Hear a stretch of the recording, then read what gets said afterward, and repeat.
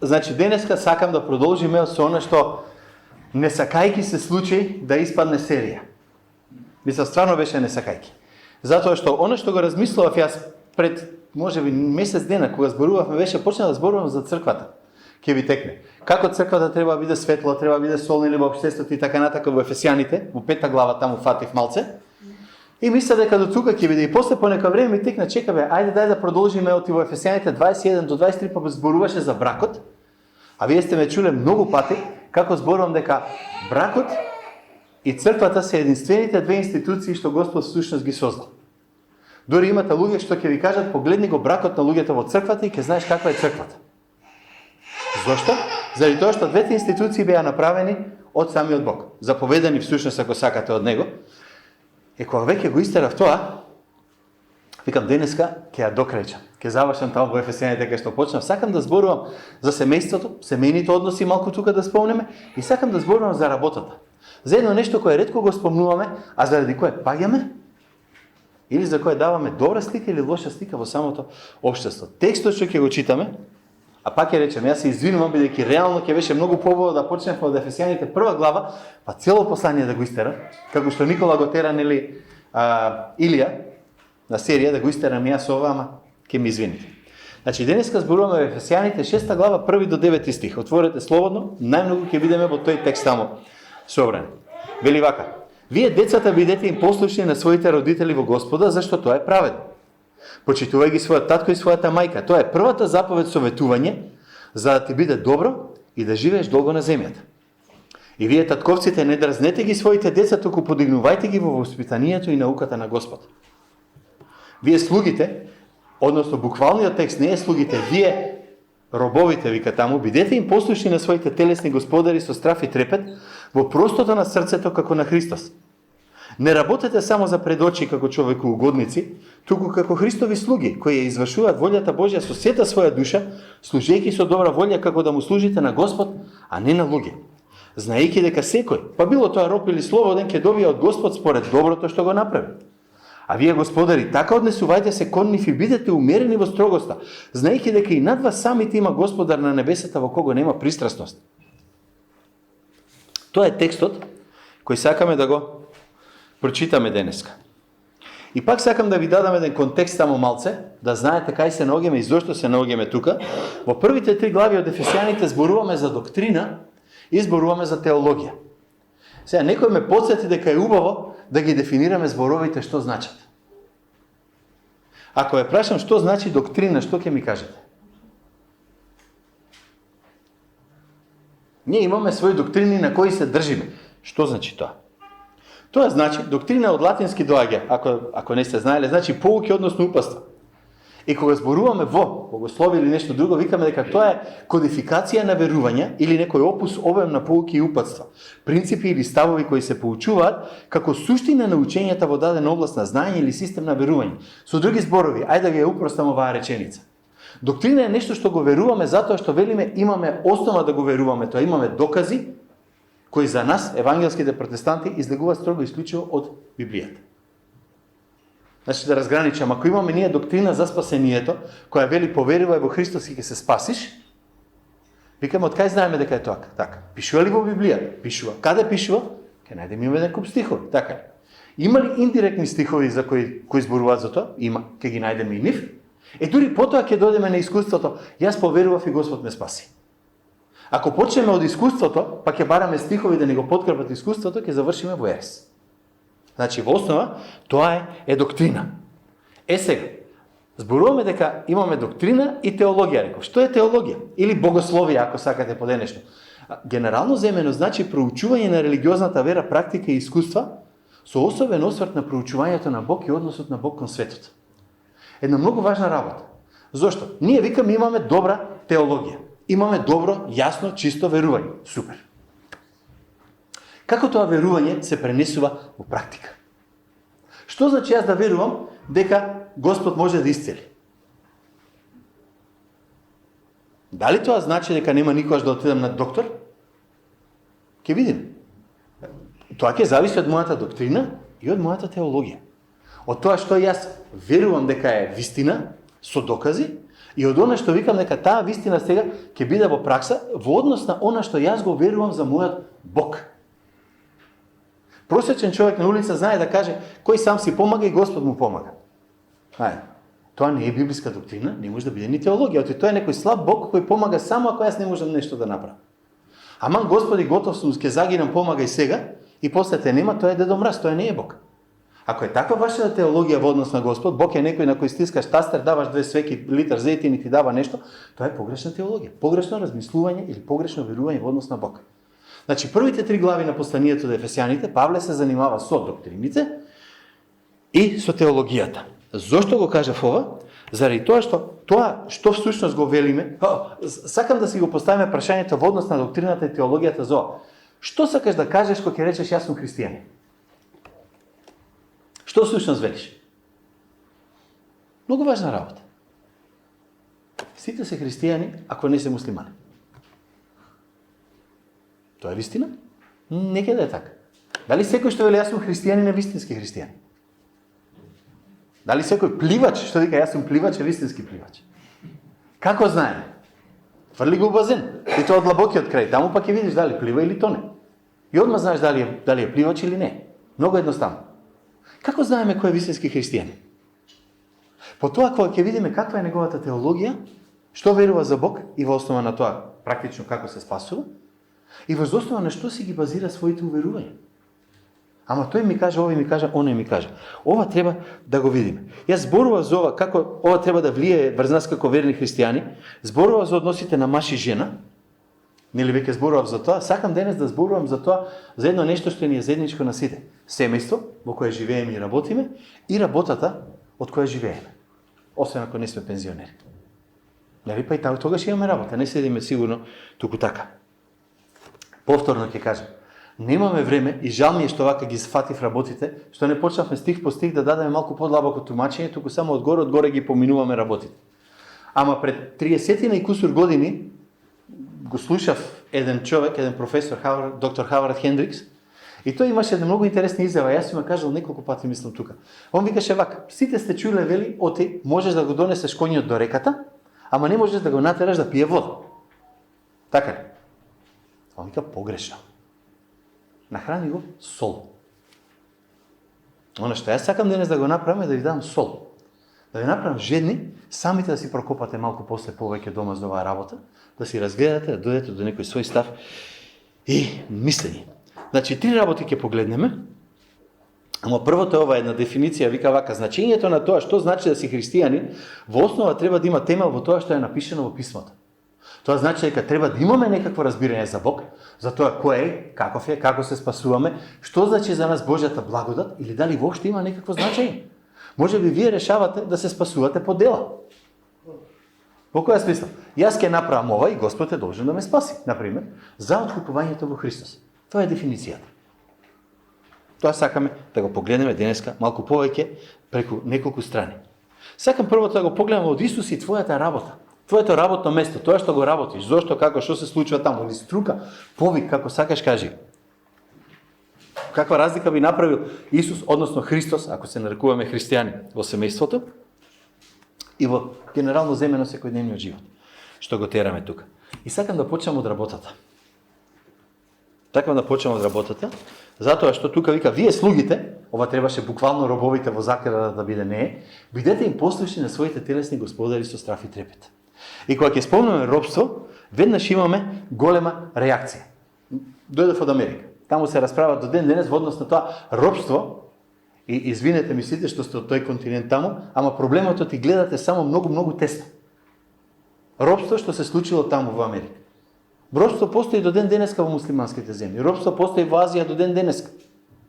Робството генерално во историјата никогаш не било базирано на една, како да кажам, на една боја на кожа, на една религија.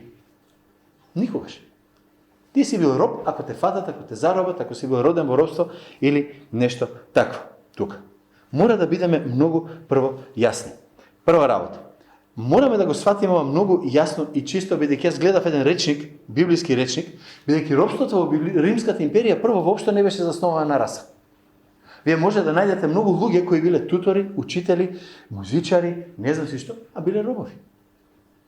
Мнозина во Римската империја, ако почнете да читате, пробајте, копнете малку ако ви интересира тоа, ќе забележите дека ситуацијата на робот зависела од тоа во која куќа е. И неговата позиција била на исти начин како и на другите. Ако сакате патем речено, видете го, Јосиф беше роб едно време. Се сеќавате што викаше Јосиф? Се што има Господарот мој е моје. Се што има тоа е моје. Оти живееше во таков дом. И таму беше главен кај неговиот газда. Кога го фрлија во затвор, стана главен во затворот. Него му смрдеше исто толку како и на тој што беше чуварот главниот на затворот. Значи, робовите во минатото, во принцип, имале иста ситуација во однос на домакинството во кое всушност работат. Зборуваме за грчко-римско време, за ова време кое е тука се спомнува. И во овој речник го најдов, ако ве интересира, може да го погледнете, го имате и онлайн. Вика вака: и покрај јасните правни разлики помеѓу собствениците и робовите, луѓето кои живееа во робство не сочинуваа по инаква социјална или економска класа. Социјалниот статус на робот, нивниот начин на живот, економски можности, па дури и образование, беа поврзани со нивните собственици. Па затоа не постоеше развиена препознатлива свесност дека се група која страда и која има исти извор на заедничко страдање. Што значи тоа? Немојте она што денеска го гледаме како робство, да го префрламе 2000 години назад и да кажеме христијанство не вреди затоа што прифаќа робовладетелство. Патем, чисто за ваша информација, ако ви интересира, христијаните бија тие што го укинаа робовладетелството. Не го укинаа атеистите, не го укинаа либералите, го укинаа христијаните. И тоа најчесто беа квекерите, малку некои од католиците, кои всушност го укинаа робството. Сега, зошто ова го зборувам? Затоа што сакам две ствари да спомнам во однос на работата. Што може би ќе ве зачудат, ама морам да го ставам бидејќи тоа е основата, ако сакате на крај краишта некој да ја види како христијан. Прво, секоја работа е божествен повик. Јас знам дека има едно чудо книги како да одговориш на Божиот повик. Јас знам следење на Божјата волја за твојот живот и така натаму. И се кладам со сите вас. Оти нема да ми донесете книга или ретко ќе најдете, многу малку ќе најдете, кај што пишува: сакаш да го следиш Божиот повик, прави го за кој Господ те повикал. Работи како машинец, работи како чистач, работи како готвач во фирма, работи како логопед, не вика Божи повик ако работиш во христијанска работа, стварно. А сите други ништо не треба да работат. Другото се тоа е профано, се е лошо, се е неубаво. Не е така. Секоја работа е божествен повик. Сакам да ви го објаснам ова. Во старо време исто, затоа е убаво да размислуваме. Ние викаме само Библијата ни е важна. Така е. Ама ние имаме многу извори надвор од Библијата кои може да ни дадат објаснување. Во секој домакинство во времето кога Павле пишува постоел така наречен код на домакинството. Каде што таткото, главниот во фамилијата, вика: еве вака ќе се води моето домакинство. И во него било: јас сум газда, вие сите слушате што ќе ви кажам. Она што апостол Павле го прави тука со овој код, практично што го пишува: вие е ова. Вие слугите бидете им послушни на своите телесни господари со страф и трепет во простото на срцето како на Христос, е повторно уникатно на Библијата. Заради тоа што тој вика: робот има мозок. Овој роб не е алатка. Тој е личност која може да избере да прави вака или онака. Не е важно кај работиш. Не е важно дали работата е само печат да ставаш или шајка да ковеш. Нели? Ти си личност која има ум и разум и која треба свесно да одлучи што ќе прави и како ќе си ја води својата работа. Тоа е едно многу битно нешто кое често знаеме да го заборавиме како христијани тука. Он зборува за слугите, зборува за еден куп други луѓе тука. Павле ги третира сите како луѓе. Второ, зборува до сите и вика: се што ќе правите, секоја работа што ќе правите ви е повик од Бог. И ќе речете: чекај малку, чистач на улица, гјуреџијата, млекарот, продавница, таму пилјарите што работат, продавниците. Се ли тоа вистина дека е Божи повик? Не верувате? Ајде го цитираме малку Мартин Лутер, може ли? Мартин Лутер вика вака: ако го читате неговиот коментар на Оче наш Библијата, Оче наш Библијата, што ми е на мене? Оче наш молитвата. Нели? Тука. Во Оче наш вика он, вели, таму пишува: лебот наш насушен, дај ни го и денес. Со други зборови, вика Мартин Лутер, ние се молиме: Боже, дај да не умрам од глад. И продолжува после, вика: како ќе го направи тоа Господ? Ај, објаснете ми вие на мене.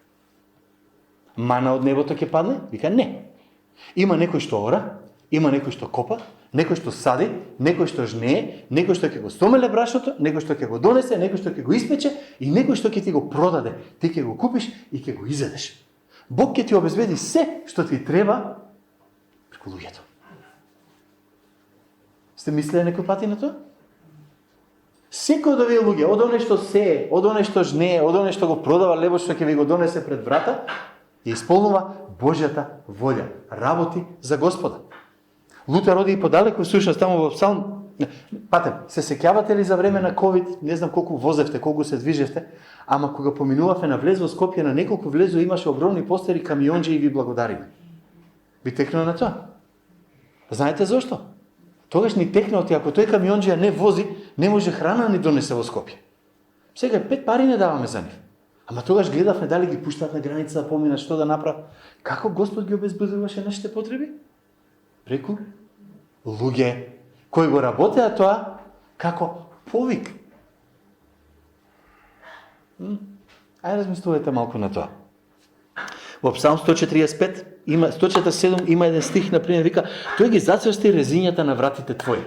Со други збори, нели ти ги зацврстил вратите за да не може да такво, за да не може да влезат непријателите.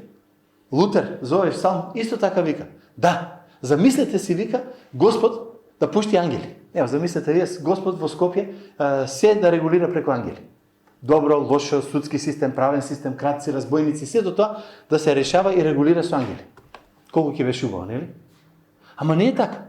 Господ не користи ангели. Господ користи лекари, Господ користи полицајци, Господ користи правници, Господ користи адвокати. Не зборуваме колку се или дали се корумпирани. Далеко од тоа. Зборуваме сега дека Господ користи луѓе за да го исполни своето за себе. Вика: Господ, јас те штитам. Ме штити со тоа што некој го поправа семафорот и не дава да свети зелено на сите 4 страни па да загинем на раскрсница. Ако вака почнете да размислувате, секоја работа не е лоша. Секоја работа е многу добра и не смееме да ја загубиме перспективата во однос на работата. Многу важна ствар. Значи, кога дома ќе седнете и ќе почнете да чистите и правите ред и средувате секако што треба, вие всушност го копирате Бог и она што тој го направи на почетокот. На почетокот дека Бог ги создаде небото и земјата. И земјата беше безлична и без форма и Духот Божи лебдеше врз неа. И во еден момент што се случи? Бог рече: нека стане ред. Кога чистиш во црквата, правиш ред како Господ, за Господа. Кога чистиш дома, правиш ред како за Господа. Кога чистиш на улица, правиш ред како за Господа. Кога така ќе ја сватиме работата, е многу полесно. И сакам два важни заклучоци да спомнам тука. Прво, ние сме обиколени со луѓе кои работат некои физички работи кои не ги забележуваме додека не ни треба. Тие луѓе по Божите очи си ја вршат работата како пасторот, старешината, мисионерот, проповедникот, кажете во кој сакате. И ако не ги гледаме како такви, не разбираме каква е работата пред Бог. Второ, ако ние работиме така работата како што треба, на луѓето не може да им кажеме дека сме христијани. Зашто? Затоа што работиме бизнис или работи или било што, викаме јас сум христијани, а работам на начин кој слушаш ке плука по Господ. Тогаш имаме уште поголем проблем. Значи, замислете си дека работиш архивар во некоја фирма. Мислам, подосадна работа јас не може да замислам. Ливче тука, стави го таму. Ливче ваму, стави го таму. Нареди го, подреди го, направи го. Не знам си што. Тешка, проста физичка работа, не ти треба мозок, само стави. Нема да заборавиш дека се што го работиме, се што Бог ни го дал да го сработиме, е нешто кое е по Негова волја. И го правиме како за Господа, вика малку понатаму. Ке додеме малку подоле за таа ствар, бидејќи тоа што го работиш го бара, вика, цело твое срце. Тука апостолот Павле зборува. Вика: вие слугите бидете им послушни на своите телесни господари со страф и трепет. Забележете го вториот дел. Не работете само за пред очи како човекоугодници, туку како Христови слуги кои извршуваат волјата Божја, со сета своја душа служејќи со добра волја како да му служите на Господ, а не на луѓе. Вие што сте моја возраст и постари, ви текнува на онаа изрека во комунизмот: ти не можеш да ме платиш толку малку, колку што јас можам малку да работам. Ви текнува на тоа. Јас секој пати можам да работам помалку, отколку што ти сакаш да ме платиш. Што значеше тоа? Јас работам само да ме видиш. Јас не работам често, не работам поштено. Овде вика, правете како Христови слуги кои ја извршуваат волјата Божја. Го памтам Славе, ке се седите на Слави Јурчев. Едно време работеше компир, носеше, продаваше. Ви текнува од Струмица, но имаше комби и носеше компир и тие ствари. И ке го донесе во Скопје и знаеше да ми каже, абе, овие ме украдоа таму при мерење. И после го продаваше компирот, имаше некој, вика, абе, ајде, како тебе те украдоа, нели? Префрли го на муштеријата на последниот, викаше, не. Ке си го измерам, ке си го дадам честно како што треба. Ама никој не те гледа. Така си е. Ама Господ гледа, го правам како за Господа. Продавач сум. Произведувам, правам нешто, го правам како за Господ. Ако има нешто што мене ме вади од такт, ако ќе му речеш на некој направи нешто, извинете, ова е лично се. А во заграда ставите, ако треба Никола вади го, ако не ти се допаѓа. Проблемот ми е овој на мене. Кога некој ќе рече, ама јас тоа го правев за Господа. Ако си го правил за Господа, треба да биде 120%, а не 50%. За Господ го даваме апсолутно најдоброто што може. А не минималното колку да пројдеме, знаеш, ако пројде онапапа, не може така да оди. Внимавајте ова. Библијата ќе го промени нашиот став према работата. Мора да го смени. Мора да го смени нашето срце. И затоа е овој текст многу важен. Служејќи со добра волја како да му служите на Господа. И ако е ова вака, тогаш две ствари се случуваат. Ова го поминам. Значи, две работи ќе се случат како резултат. Првиот резултат е дека ќе бидеш слободен. Во која смисла слободен? Не ме плаќаат како што треба, не ми го даваат тоа што сум го заслужил, ама Господи, јас ова го правам за Тебе, разликата ќе ми ја дадеш Ти. Ова е многу битен дел. Многу битна работа. Ме ослободува. А оно што е уште поиронично е дека ова е многу практично. Ти биде си добар работник, кога тогаш ќе те забележи некој. Ќе те побара, ќе ти даде, помалку си бил верен, над многу ќе те поставам. Тоа е библиски принцип, тоа не е мој принцип. Таква е Библијата, така го дала тоа. Тука. И ова е нешто кое повторно беше шокантно за времето во кога апостол Павле го пишувал. Многу од митовите во старо време зборуваат за создавањето на човекот. Не знам дали сте читале. И причината зашто боговите го создале човекот е затоа што тука е земјата, тука е создадена, некој треба да ја работи, да одгледва, боговите викаат фала многу нас не ни се работи, ќе создадеме човек што ќе работи земјата. Буквално Енуме или точно тоа го зборува како мит. Во грчката митологија боговите не работат. Боговите малтретираат, гнјават, ама не работат. А овде апостол Павле вика, нашиот Господ работи, вие ќе работите. Тоа е совршен во своите дела, бидете вие совршени во своите дела. Како резултат, ќе знаете дека работите како за мене, вели Господ, и ќе ве види тој другиот и ќе ви ја даде наградата што ви следи. Ајде да продолжам понатаму, времето ми бега. Исус и семејството. Во истиот овој текст, нели, го има овде ставено, бидејќи вика, вие децата бидете им послушни на своите родители во Господа. Многу во, кога си родител, одмах, почне да се смееме. Вториот дел е уште полош само за нас. И вие, татковци, не дразнете ги своите деца, туку подигајќи ги во воспитанието и науката на Господ. Библијата е многу интересно и е балансирана. Многу често не е или тука е и. И тоа. Од една страна, деца, ќе ги слушате родителите. Од друга страна, родители, пазете што правите со вашите деца. Двете страни мора да се во баланс, ако сакаме да постигнеме нешто вистина. Да почнеме од тука. Значи, очигледно е дека таткото и мајката ги гледаат децата, бидејќи вика вие родителите. Тука апсолутно не е спорно. А многу е интересно дека Павле вика тука татковци, изгледа на нас е поголема беѓата, немојте вика да ги дразните вашите деца.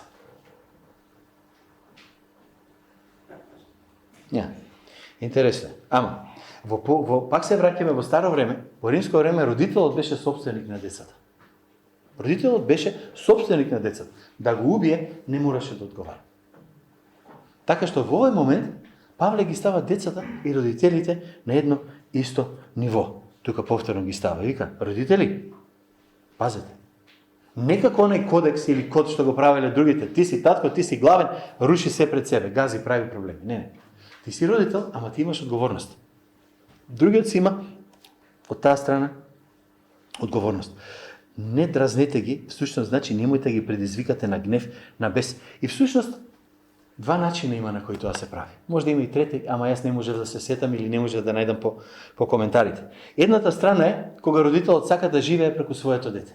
Сега што не сум направил, моето дете ќе го направи. Сега што не сум постигнал, моето дете ќе го постигне. Ќе му ставам толку високи некои правила, некои барања од него, што јас самиот не може да ги исполнам и да те видам направи го. Тоа е првиот начин. И тогаш детето се дразни. Може да прави нешто, ама не необходно ќе го направи како што треба. Вториот начин е малку поинаков. Еден коментатор на ова на Ефесијаните вика за овој стих, за ова дразнење, кај нас има еден збор, ама он вака го дефинира во речникот.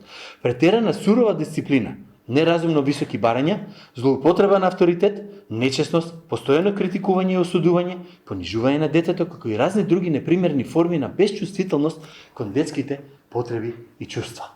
Зошто е ова вакво важно? Заради тоа што ние некој пати знаеме да каже, немој да си го направил тоа, и он ти вика, па ти го правиш. За мене е друго, јас сум татко. Како може да биде друго за мене, друго за него? Не, јас сум мајка, јас знам најдобро. Не може. Тоа е едниот начин. Вториот е да не дисциплинирате.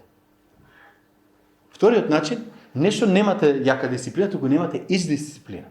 И кога тоа второто ќе се случи, го имаме она што денес ни се случува по светот, отиваме едно чудо млади луѓе, деца, тинејџери, возраст, млади, па и возрастни ако сакате, кои цело време плачат, кенкаат, се нешто не име во ред, се некој друг им е крив. Зошто? Затоа што родителите рекле, прави што сакаш, ние те пуштаме, биди си слободен, прави се што ти душа сака. Тука. И се појавува оној авторитет, мене некој нешто ми должи. Ти си должен да ми правиш како ја што сака. И тоа може би убаво кој е 4, 5, 6 години, детето може да не изгледа интересно. Го спомнав еднаш мој комшија која викаше, секогаш кога ќе се симнам доле, моето 4 годишно дете ме влече, вика да отидеме до Мак Петрол да му купам една количка бурако. Што да правам, ми викаме. Иначе плаче, вришти, вика, се дере сите згради тука го слуша. Мојот одговор беше, замисли како ќе е на 16 години, кога ќе ја бара колата. Па сега реши што ќе правиш. И не помислив на тоа. Значи, едното е да претераме во дисциплината, второто е да не дисциплинираме. Двата начина се дразнење. Туку подигајте го, вика, во воспитување и науката Господова. И ова е поинаку од целата наша култура денес. Зошто ќе го кажете тоа? Затоа што во нашата денешна култура имате нешто вакво. Го најдов овој, бидејќи копав за едно предавање друго што го работам за нас за мет. Вика, целта на семејството е да го одгледа детето, а не да му ги наметне вредностите на родителот. Нека пораснат и решат да бидат тоа што сакаат да се. Ти само ги одгледуваш, треба само да ги сакаш и тоа е се. Со други зборови, јас сум само дедо Мраз кој треба да исполнува сите желби, ако не ги исполнам да ми плачат, да ми се качуваат на глава, и потоа да го оставам да реши што ќе прави и како ќе прави. Каде е логиката? Което е интелектуално нормален родител што ќе пушти дете на 2 години, на 5 години да излезе голо на снег, затоа што така сакало да биде. Иначе ќе му ги ограничите правата. А кој родител пак ќе опушти детето да му го скрши телевизорот дома? Или да му го тресне лаптопот или мобилниот од земја? Знаете колку деца ги има? Му го дава. Бришти детето, му го дава телефонот и оно го мава од маса и вика, леле, ќе ми го расипе телефонот. Ако не сте видели, ќе видите. Зашто? Да не му преречем. Размислувајте. Ова не е вистина. Павле вика да ги подигнете. Изборот буквално значи, са извинете, неколку пати се враќам на грчката, а буквално значи да го оспособиш детето да живее само. Толку. Нема тука многу теории и многу компликации.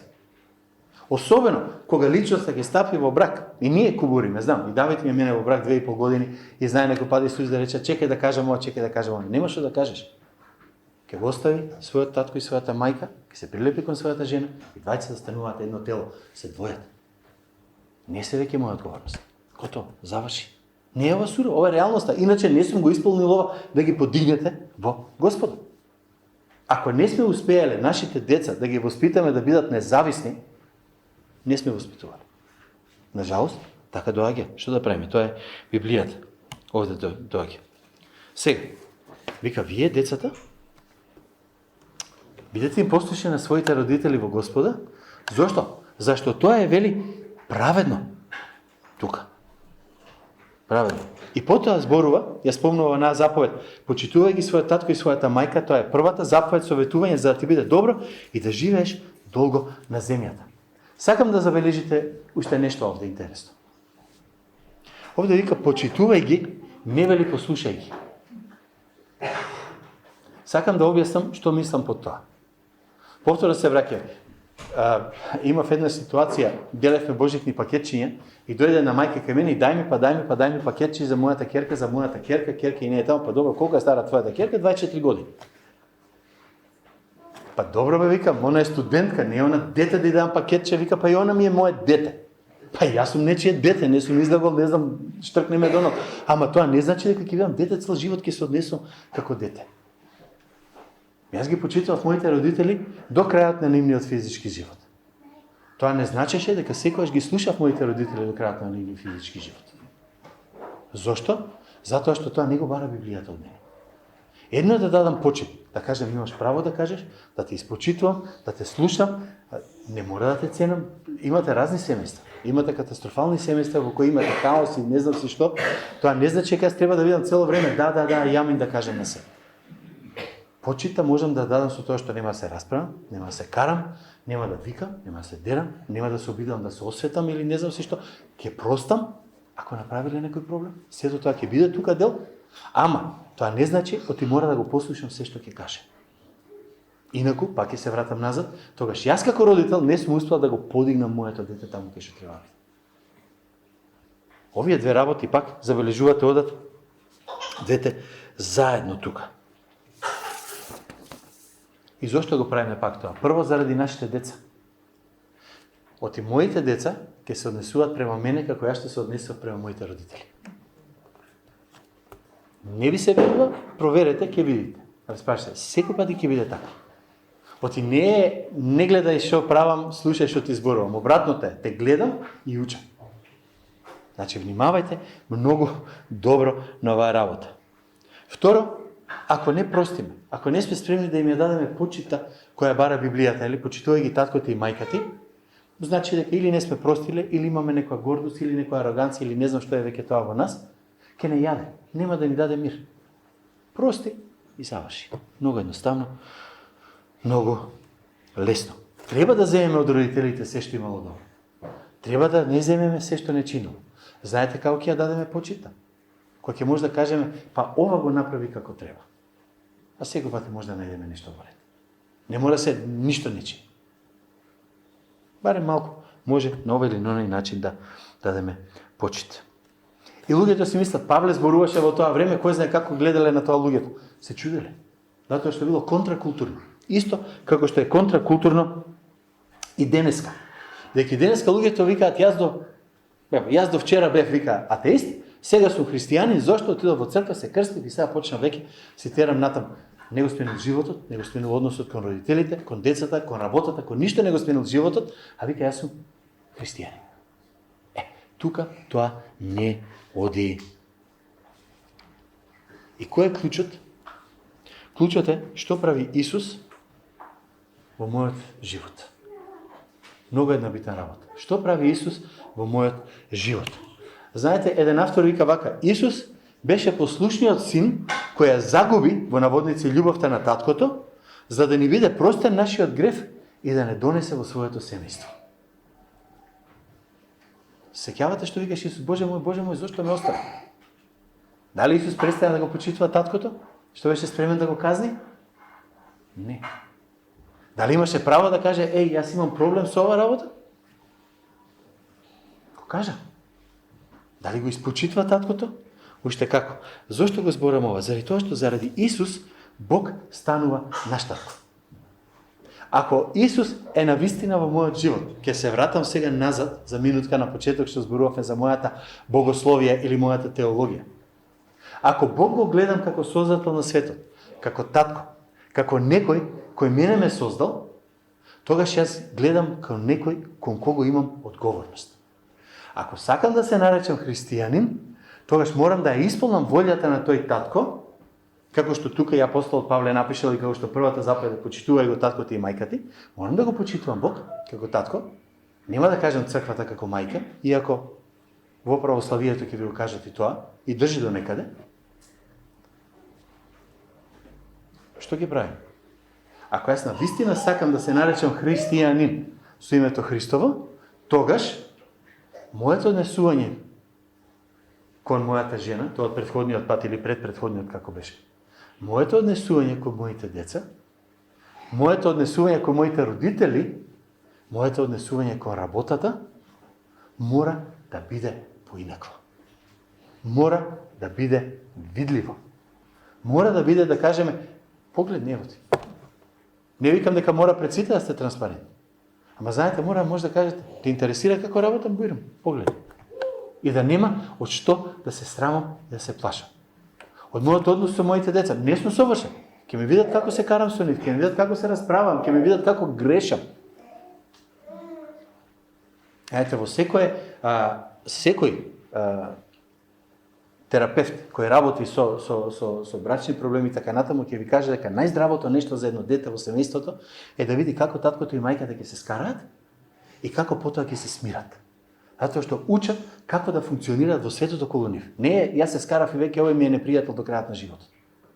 Мора да се покаже љубов, мора да се прости и по цена кога има жртва. Бог тоа го направи за нас. Ние сме скарани со Господ.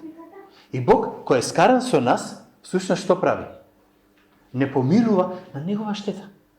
Тој ја плати цената за нашиот грев. Тој умре за нашиот грев и откако умре и воскресна за нашиот грев, вика, па сега оди и ти прави така. И заради Исус, пак ја речам, Бог станува наш татко. Инаку, ќе си имаме проблем. Ако не знам кога беше тоа, кога го спомнав дека според Августин, вика дека секој пати идолопоклонството е погрешно поставена љубов. Или идолопоклонството е љубов за погрешно нешто. Ако мојата работа ми стане главна, ќе ми настрада семејството, ќе ми настради работата, ќе ми настрада се. Викам, ама мене ми е Господ на прво место, особено ако не ли си во христијанска работа. Ако Господ ти е пред семејството, тогаш нешто не си го разбрал Господ. Заради тоа што, да, вистина е, нели, кој не ги напушти мајка му, татко му, браќа, сестри, нели, заради мен. Ама тоа не значи дека некој треба да го занемари семејството и да каже, јас го занемарувам, заради тоа што му служам на Господа. Вие не можете да прекршите една Божја заповед, за да исполните друга. Таква нешто не постои. Библијата нема самата себе си да си противречи. Секогаш, кога ние сме свесни дека ние работиме, ние сме робови, дулос, на Христос. Во која смисла сме робови на Христос? Во смисла дека ние работиме за Него, ќе имаме слободата да кажеме, Боже, фала Ти што можам да работам без страх, дека Ти си ми Господар кој ме сака, ме цени и ме чува. Евангелието мора да смени се. Или ништо нема сменето. Тоа ни се двете алтернативи. Нека Бог ни даде стварно мудрост од денес, не од утре, од денес, кој ги се фатиме со работа, кој се фатиме со бизнес, кој ги свееме децата дома денеска. Што и да правиме? Да се сетиме нова. Кажеме, Боже, дај ми да бидам онаков како што сакам да бидам. Замо ти висок стандард поставам. Ама ако не си поставиме висок стандард, срамота е. Мора да одиме барем над она што го правиме. Ако сакаме да го служиме на Бог. Амин.